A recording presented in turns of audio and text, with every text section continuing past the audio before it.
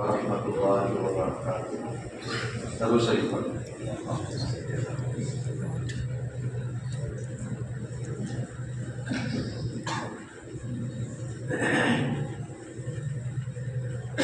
بسم اللہ الرحمن الرحیم، الحمد للہ وکفی وسلام علی عبادہ الذین اصطفی، اما بعد فقد قال النبی صلی اللہ علیہ وسلم الخلق عیال اللہ واحب الخلق الی اللہ من احسن الی عیالہ، او کما قال علیہ الصلاۃ والسلام۔ میرے بہت ہی قابل قدر استاد محترم حضرت مولانا محمد عثمان صاحب دامت برکاتہ العالیہ، اور میرے محسن اور کرم فرما اور 27 سال سے مجھے تقریباً سینے سے لگانے والے حاجی محمد رمضان صاحب قدس اللہ العالی، اور علاقے کے گاؤں کے علماء، ائمہ کرام، جمعیت علماء سے وابستہ نوجوان ساتھیوں، عزیز بچوں اور گاؤں کے ذمہ داروں، میں سب سے پہلے اللہ رب العالمین کا شکریہ ادا کرتا ہوں کہ اللہ رب العالمین نے ہم کو اور آپ کو دین کی خدمت کے لیے قبول فرمایا۔ دوسرے نمبر پر آپ سب لوگوں کا بہت ممنون اور مشکور ہوں کہ آپ لوگوں نے ہماری عزت افزائی فرمائی، استقبال کیا اور پگڑی باندھ کر کے اعزاز بخشا۔ میں گاؤں کے ذمہ داروں کا، علماء ائمہ کا اور نوجوانوں کا اور ان تمام ساتھیوں کا جو دور دراز سے تشریف لائے، اس پر میں سب کا ممنون مشکور ہوں اور آپ لوگوں کا شکریہ ادا کرتا ہوں۔ اللہ تعالیٰ ہم سب کو دین پر چلنے کی توفیق عطا فرمائے اور اللہ تعالیٰ بزرگوں کے نقش قدم پر دین کی خدمت کے لیے قبول فرمائے۔ بزرگوں، بھائیوں، جمعیت علماء ہند مسلمانوں کی ایک ایسی نمائندہ جماعت ہے کہ جس کا قیام امرتسر کے ایک مسجد چھوٹی سی جس کا نام ہے مسجد خیر الدین، مسجد خیر الدین امرتسر کی مسجد میں بیٹھ کر کے چند ہمارے اکابرین نے جمعیت علماء ہند کی بنیاد ڈالی نومبر کے مہینے میں 1919 میں، جن میں حضرت مولانا مفتی کفایت اللہ رحمۃ اللہ علیہ، مولانا ابوالکلام آزاد رحمۃ اللہ علیہ، مولانا ثناء اللہ امرتسری رحمۃ اللہ علیہ، رئیس الاحرار مولانا حبیب الرحمن بہاروی رحمۃ اللہ علیہ، شیخ الاسلام والمسلمین حضرت مولانا سید حسین احمد مدنی رحمۃ اللہ علیہ، صاحبان الہند حضرت مولانا احمد سعید صاحب دہلوی رحمۃ اللہ علیہ، یہ اکابرین نے مل کر کے امرتسر کی سرزمین پر مسجد خیر الدین میں جمعیت علماء ہند کی بنیاد ڈالی۔ اس کے اشارے پر، اس کے حکم پر ان سب کے سرخیر اور سب کے استاد شیخ الہند اسیر مالکہ حضرت مولانا محمود الحسن صاحب دیوبندی نور اللہ مرقدہ کے اشارے پر اور ان کے حکم پر جمعیت علماء ہند قائم ہوئی۔ سب سے پہلے بانی صدر مفتی اعظم ہند مفتی کفایت اللہ رحمۃ اللہ علیہ بنائے گئے اور بانی جنرل سیکریٹری صاحبان الہند حضرت مولانا احمد سعید صاحب دہلوی نور اللہ مرقدہ بنائے گئے۔ ان کے بعد میں حضرت شیخ الاسلام مولانا سید حسین احمد مدنی رحمۃ اللہ علیہ، اور پھر امام المحدثین فخر المحدثین حضرت مولانا فخر الدین احمد صاحب مراد آبادی صدر جمعیت علماء ہند و شیخ الحدیث صدر المدرسین دارالعلوم دیوبند۔ ان کے بعد حضرت فدائے ملت مولانا سید اسعد مدنی رحمۃ اللہ علیہ، اور پھر اب موجودہ 2006 سے قائد ملت حضرت مولانا سید ارشد مدنی دامت برکاتہ العالیہ امیر الہند اور محدث دارالعلوم دیوبند و صدر جمعیت علماء ہند۔ اللہ تعالیٰ حضرت کا سایہ ہم سب کے سروں پر قاتل قائم دائم فرمائے۔ حضرت مولانا سید ارشد مدنی اس وقت پوری ملت کی سب سے بڑی شخصیت ہے اور پوری ملت کے لیے قابل فخر ہے۔ صرف ہندوستان نہیں، پوری دنیا کی میں بات کر رہا ہوں۔ سب سے معتبر اور معتمد اور باوقار شخصیت اس وقت دھرتی پہ اگر ہے علماء کی جماعت میں تو وہ حضرت مولانا سید ارشد مدنی دامت برکاتہ عالیہ ہے۔ آپ جانتے ہیں کہ اس وقت علمی دنیا میں جو سب سے اونچا مقام رکھنے والی شخصیت ہے وہ حضرت شیخ الاسلام مولانا مفتی تقی عثمانی دامت برکاتہ عالیہ ہے نا بھائی؟ لیکن ہم نے اندازہ لگایا ابھی 4 دن پہلے تاشقند میں ازبیکستان میں بہت بڑی عالمی کانفرنس ہوئی، ابھی 4 دن پہلے، تو حضرت مولانا مفتی تقی عثمانی دامت برکاتہ عالیہ اپنی مسند سے کرسی سے اٹھ کر کے اور حضرت کو مصافحہ کرنے کے لیے آپ سے ملاقات کے تشریف لائے۔ تو ہم نے اندازہ لگایا کہ اس وقت عالمی دنیا میں پورے عالم اسلام میں اگر کوئی باوقار اور بڑی شخصیت ہے تو وہ حضرت مولانا سید ارشد مدنی دامت برکاتہ عالیہ۔ اللہ تعالیٰ ہمارے تمام اکابرین کی عمروں میں برکت نصیب فرمائے، ان کا سایہ ہمارے سروں پر قائم فرمائے۔ بہرحال جمیعت علماء ہند کی تاریخ 100 سال سے بھی زیادہ ہے، 100 سال سے متجاوز ہے، اور جمیعت علماء ہند کی خدمات، اس کی قربانیاں روز روشن کی طرح عیاں ہیں۔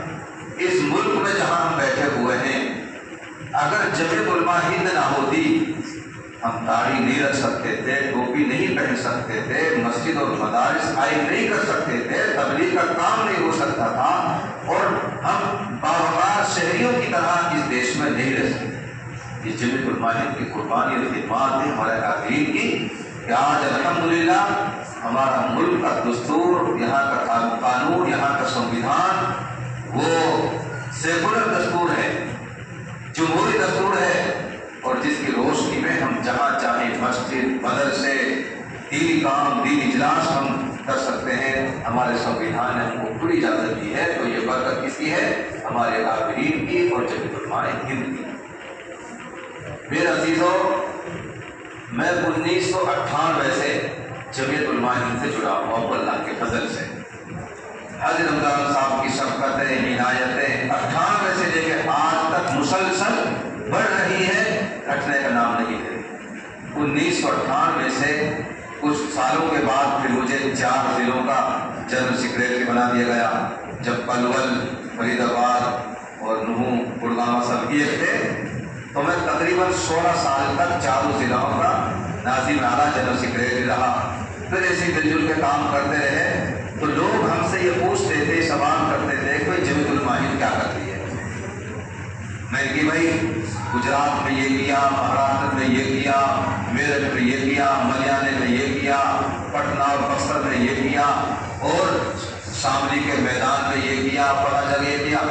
تو میوات میں کوئی کام بتاؤ، میوات میں جمیعت علماء ہند نے کیا کیا؟ تو میں یہ کہتا تھا، اور ہمارے اکابر کو جواب دیتے تھے، میں یہ کہتا تھا کہ اللہ ہماری میوات میں وہ وقت ڈالا ہے کہ جمیعت علماء یہاں کچھ کرے۔ میں ہمیشہ یہ کہتا تھا کہ اللہ ہماری میوات میں ایسے حالات پیدا نہ کرے، جمیعت علماء کچھ کرے اور ہم تم کو بتائیں کہ جمیعت علماء یہ کرتی ہے۔ تو خیر، ہمارے علاقے کی بدقسمتی کے لیے یا شرارت عناصر کی مکاری کہ 31 جولائی 2023 میں ہمارے علاقے کو بھائی چارہ بگاڑ کر فتنہ فساد اور دنگے کے اندر ہمارے علاقے کو جھونک دیا گیا اور پورے علاقے میں سناٹا چھا گیا۔ بڑے بڑے نقصانات ہوئے، 6 لوگوں کی جانیں گئی، گڑگاؤں میں بیچارے سونے ہوئے، امام کا بھی سر قلم کر دیا۔ اس طرح بڑے ظلم ہوئے، ستم ہوئے، اور یہ سب کچھ انتظامیہ کی دیکھ ریکھ میں ہوا، ان کی اندیشی انتظامیہ کی، اس کے وجہ سے ایسا ہوا۔ بہرحال دنگا ہو گیا 31 جولائی 2023 میں۔ 1 اگست کو جب یہ معاملہ پورے سوشل میڈیا پہ، پرنٹ میڈیا پہ، الیکٹرانک میڈیا پہ اور پورے دیش کی میڈیا پر جو مسئلہ اٹھا، تو جمیعت علماء ہند کے دفتر سے فون آیا जनरल सेक्रेटरी का जो ऑल इंडिया जनरल सेक्रेटरी हैं कि मौलाना क्या हो रहा आपके इलाके में? मैंने कि हजरत जो आपने देखा सुना वो सही है और इलाके में सही हो रहा है कि जल्दी जाओ और नूह के हालात उनको बताओ कि 31 जुलाई को दंगा हुआ, 1 अगस्त को फोन और नूह जाओ। अल्लाह के घर में बैठ के कह रहा हूँ कि 1 अगस्त को मैं और मेरा एक साथी निसार अहमद ठेकेदार बुलावट के हम दोनों चले और मैंने आफ्ताब को फोन किया, मौका जी जबीतुल्लाह के दफ्तर से फोन आया है और उन्होंने ये कहा है कि नूह देख कर आओ कि क्या मामला है और कितना नुकसान हुआ, अपनी आंखों से देख कर आओ, सही रिपोर्ट पहुँचाओ। तो आफ्ताब ने ये कहा नहीं आप बताओ, हालात बहुत खराब है, भी मामला शांत होने दो, कोई घर से बाहर नहीं निकल रहा, आप बताओ। हमने चौधरी साहब आफ्ताब की बात को इग्नोर करके, नजरअंदाज करके और हम दोनों चले और चल के हम नल्लड़ रोड पे भी गए और हम बड़कली तक गए। जहाँ जहाँ आग लगी थी, गाड़ियाँ पड़ी हुई थी, हमने आंखों से देखी, लेकिन वीडियो और फोटो न हमने खींचे न खींचने की इजाजत थी। और अल्लाह का करम ये हुआ, जगह जगह फौज पड़ी हुई थी, किसी ने कुछ कहा नहीं। बहरहाल हमने वो सूरत हाल जबीतुल्लाह के दफ्तर पहुंचाई। फिर अगले दिन फोन आता है कि अब ये तहकीक करो लोगों को सबसे पहले किस चीज की जरूरत है। तो हमने साथ ही हाजी रमजान साहब की सरबराही में मौलाना लुकमान साहब और मौलाना मुबारक साहब और अल्लाह जज़ा खैर नसीब फरमाए मौलाना राशिद साहब मिल केरला, वो भी तशरीफ ले आए और मानव के मदरसे में मशवरा हुआ, हालात का जायजा लिया। तो सबसे पहले ये जरूरत महसूस की गई कि जिनके घर उजाड़ दिए गए, दंगे के शिकार हो गए और बुलडोजर से तहस नहस कर दिया गया उनके खेत ठिकानों को, उनके लिए सबसे पहले कुछ माली ताउन किया जाए। चुनाचे किसी के लिए 5,000, किसी के लिए 3,000, किसी को 4, 2 से कम तो किसी को नहीं, सबके घर जमीयत उलमा के खुदाम पहुंचे और उनकी माली मदद। ये पहला मरहला। दूसरे मरहले में फिर उनके लिए राशन की किटें बनाकर 40 किलो की, 45 किलो की, 30 किलो की, जिसमें घर का तमाम सामान का नमक, मिर्च, हल्दी, तेल, चावल, आटा, ये सब चीजें किट बना करके उनके घर पहुंचाए। कहाँ तक? अगोन तक, फिर उसको झिरका सिद्रावट तक और नांगल, नगीना, नल्हड़, जहां जहां भी ये हीरा की कार्रवाई हुई वहां तक जबीतुल्लाह खुदा पहुंचे, किट बनाकर सामान पहुंचाया। फिर तीसरे मरहले में कि अब क्या जरूरत है, जिनके पास सर छुपाने के लिए जगह नहीं थी, जबीतुल्लाह के खुदाम ने उनके लिए शाम जाने का टेंट का तिरपालों का इंतजाम किया। 3 मरहले हो गए। चौथा मरहला कि अब ये देखो कि जहां जहां मकानात बने हुए थे, जगह किसकी थी?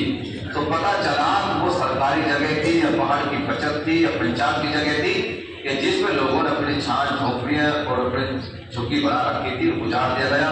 तो हजरत कायद मिल्लत हजरत मौलाना सैयद अरशद मदनी दामद बरकात नाजिया ने फरमाया कि भाई लिस्ट तैयार करके लाओ ऐसे लोगों की कि जिनके पास जमीन नहीं है, मकान तो बनाना चाहते लेकिन कहाँ बनाए।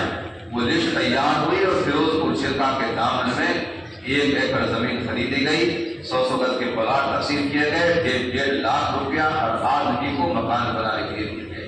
भाई कौन करती है काम बताओ?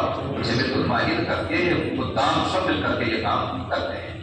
करोड़ों रुपए की जमीन खरीदी, उसमें मकान बनाने के लिए पैसे दिए, ये जबीतुल्लाह ने काम किया। अल्हम्दुलिल्लाह आज वहां मुस्तकिल इस कॉलोनी बसी हुई है, फिरोजपुर छिरका के ऊपर की साइड और पहाड़ के दामन में।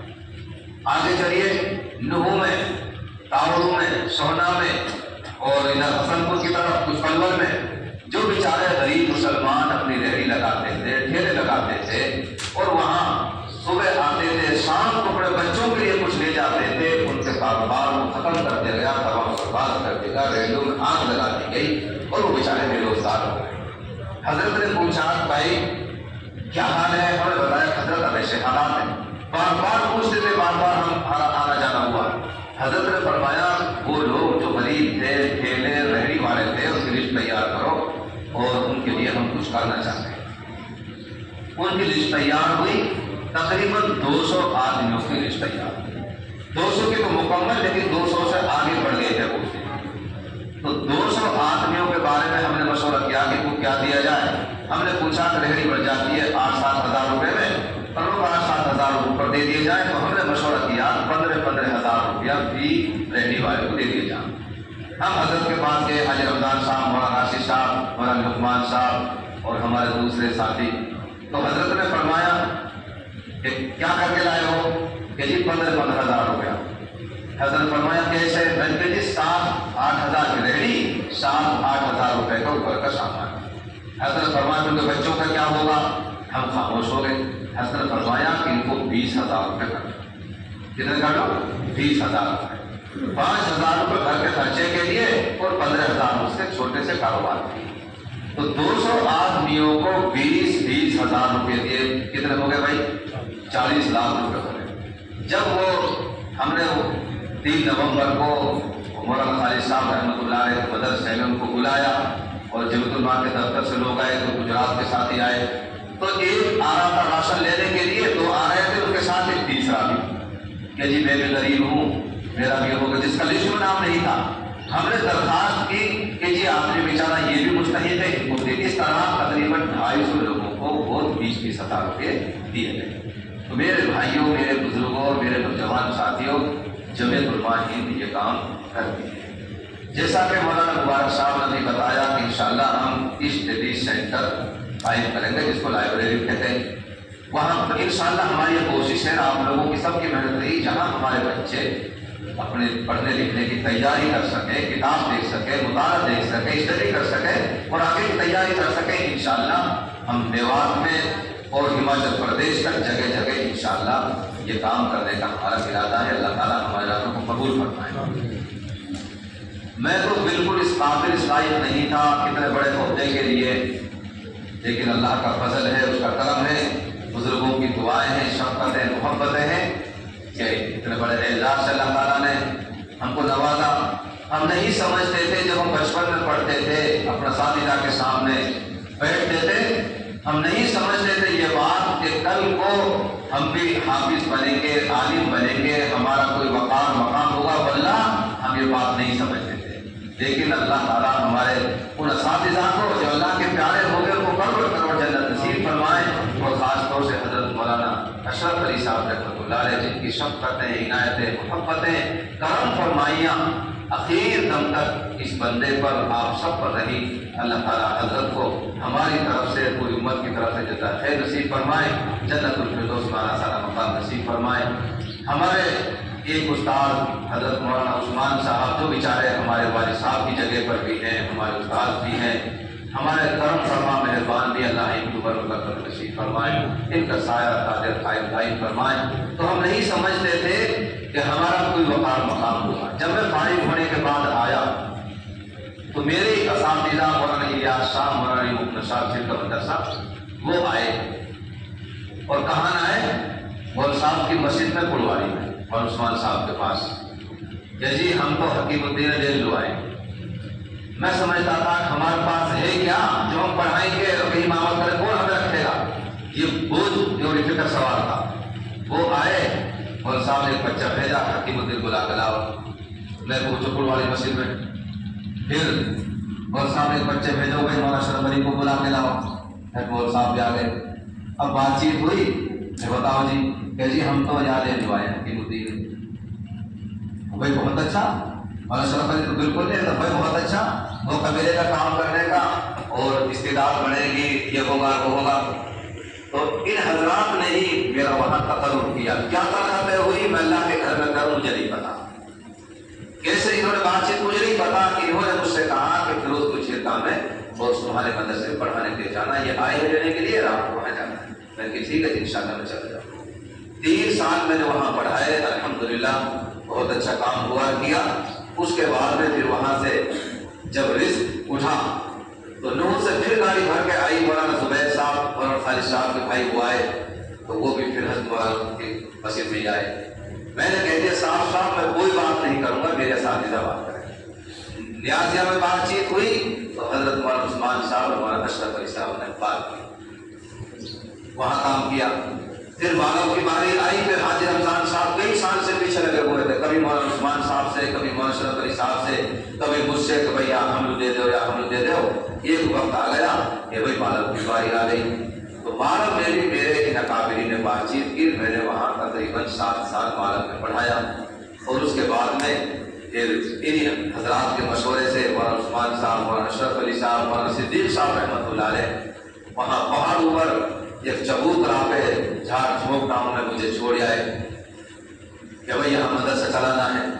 یہ اللہ تعالیٰ کی رحمت فرمائے بیچارے بہت اچھو حاجی ہو ہر کھڑی کو بانے کہی مول صاحب ہین ایسے بالا چھوٹے سے کام نہ چل سے جیسے تو کر کے جا رہا وہاں میری داڑھی بالکل سیاہی اور 33-34 سال کی عمر ہی تو نو جی ایسے بالا کر سو کام نہ چل سے ہی تو کہیں کہ مدرسہ کھولو اور سب اب ایسے کوئی 20 دن میں کوئی مہینہ کوئی 6 مہینہ میں کھا پی کے بھگوت آ گئے ہی تو کوئی سمندر آپ میں دیو اللہ کروٹ کو جنت نصیب فرمائے. مولانا صدیق صاحب رحمۃ اللہ علیہ فرمایا اور وہ عثمان صاحب بھی موجود تھے، مولانا اشرف علی صاحب بھی تھے، مولانا جمعہ صاحب بھی تھے اور بہت سارے لوگ تھے اور ہاں آپ کے والد صاحب بھی تھے قاری صدیق صاحب سوڑا کر اللہ تعالیٰ رحمت فرمائے جو کہ مولانا صدیق صاحب کے داہنے ہاتھ تھے قاری صدیق صاحب سوڑا کا اللہ ان سب کی قبروں کو نور سے بھر دے.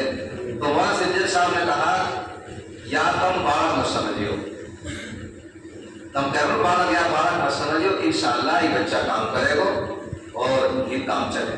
دیکھو ان کی دعا کی برکت ہے کہ اللہ تعالیٰ نے وہ ادارہ قائم کرا دیا اور بہت عظیم الشان مسجد اللہ نے تعمیر کرا دی اور کے بعد یہ سب ان بزرگوں کی دعا کی برکت ہے. اللہ ہم سب کو قدردانی توفیق عطا فرمائے. تو کون جانتا تھا کون سمجھتا تھا یہ بچہ جو آج بیٹھے کہ یہ کل کو عالم بنے گا حافظ بنے گا اتنا بڑا کام کرے گا. اللہ تعالیٰ ان کے سر پہ 4 شعبوں کی ذمہ داری وہاں دیکھے مولانا جمیل صاحب نوری فتح پوری میں شیخ الحدیث ہے. انہوں نے ابھی پچھلے سال میں نے ان کو بلایا اپنے مدرسے میں بخاری شریف کے کام ہوتے پر تو انہوں نے بات ارشاد فرمائی کہ دیکھو بھائی بچوں اور بچیوں میں بیٹھا ہوں آپ کے سامنے میں گوار دے کے نروں میں پیدا ہوا جنگلوں میں جھاڑیوں کے نیچے پیدا ہوا. کون جانتا تھا سمجھ سکتا تھا کہ یہ بچہ جو گوار دے کے جنگل میں نرے کھڑے میں پیدا ہو رہا ہے یہ کل کو ہندوستان کی راجدھانی دلی میں بیٹھ کر کے اور شیخ الحدیث بنے گا.